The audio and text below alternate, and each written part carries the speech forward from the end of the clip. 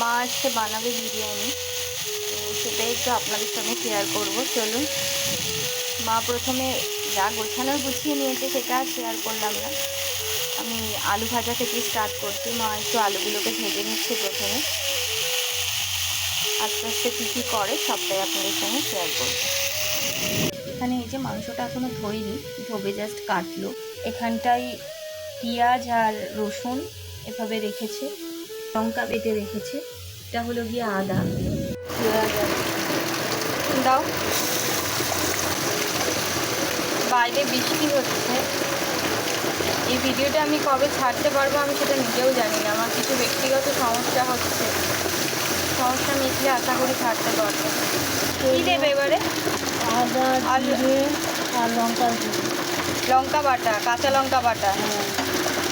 আদা, জিরে আর কাঁচা লঙ্কা বাটা, ধনের গুঁড়ো। বিরিয়ানি বানাতে বেশিক্ষণ সময়ও লাগে না, খুব বেশি ঝামেলাও নয়, করে নিয়ে একেবারে বসিয়ে দিলেই হয়ে গেল। তবে মাংসটা কিন্তু চাপের স্টাইলেই রান্না করতে হয়। টমেটো দিলে মা? চিনি দিচ্ছ মা?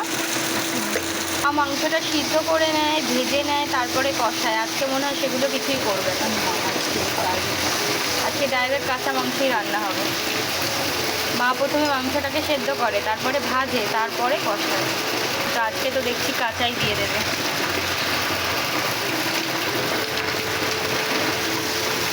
এই কাঁচা যে এইটা করে, এটা আমার খুব একটা ভালো লাগে না। এক একদিন এক এক রকম করে, সেদ্ধ করে ভেজে রান্না করলে তার টেস্টি হয় আলাদা।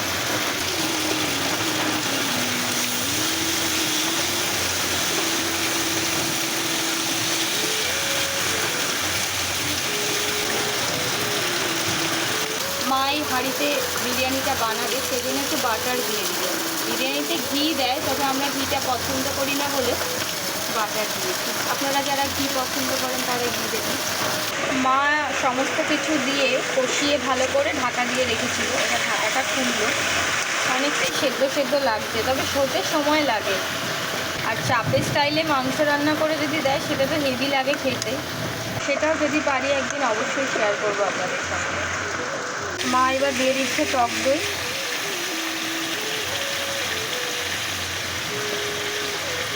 সবটাই কিন্তু হালকা আছে হবে, মানে গ্যাসের আগুন লো ফ্লেমে থাকবে, তাই তো?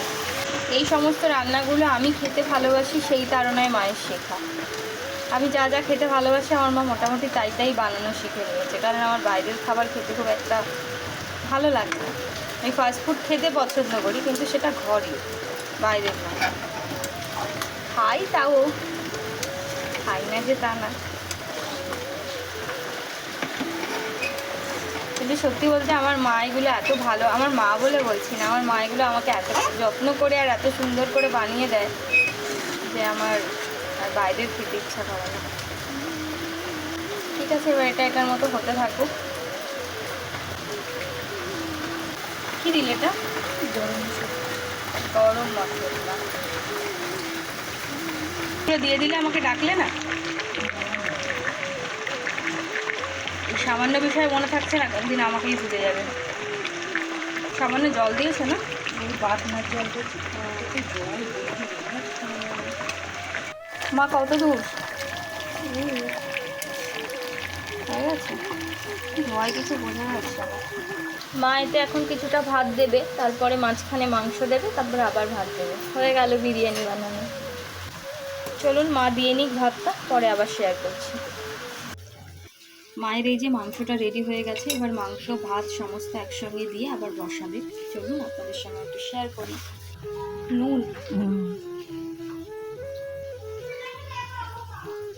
চিনি দিলে? কি দিচ্ছে এটা? গরম মশলা। এটা কি দিচ্ছে? গোলমরিচ, এটা বিরিয়ানি মশলা।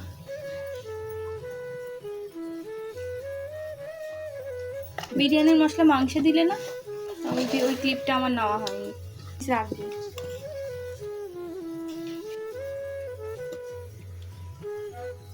এটাই তো রেখে দিলে হতো। লেগ পিস রাখবো না, এই রাখবো। ওই রাখো।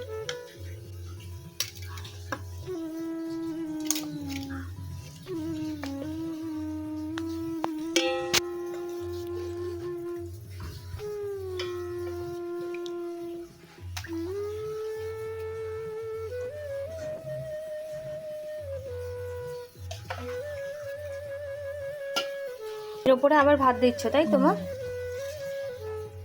অনেকে এটা পুরো নিচে দিয়ে দেয়, দিয়ে ওপরে ভাতটা পুরো দিয়ে দেয়, যেভাবে যার খুশি। মা আজকে এইভাবে করছে।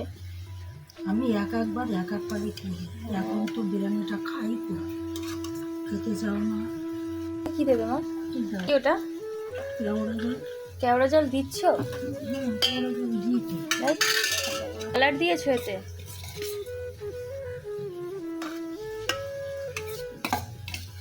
বাড়িতে এগুলো না দেওয়াই ভালো, জানো তো। আমি এক সাইডে দিই, সব জায়গায় দিই।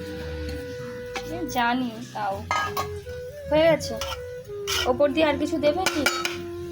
চিনি? হুম, বিরিয়ানির মশলা। হুম। ভিডিওটা কবে ছাড়তে পারবো নিজেও জানি না। মরিচ হুম। যারা যেরকম খাবে, আমরা তো একটু লঙ্কা বেশি হ্যাঁ, খাই। ঝালটা বেশি খাই। আর ওপর দিয়ে দুটো কাঁচা লঙ্কা দিয়ে দেবে। এইভাবে যে সিদ্ধ হয় কাঁচা লঙ্কা, ভীষণ সুন্দর লাগে খেতে। মায়ের দমে বসানোর মতো প্রস্তুত হয়ে গেছে, এবার দমে বসাবে মা। চলুন।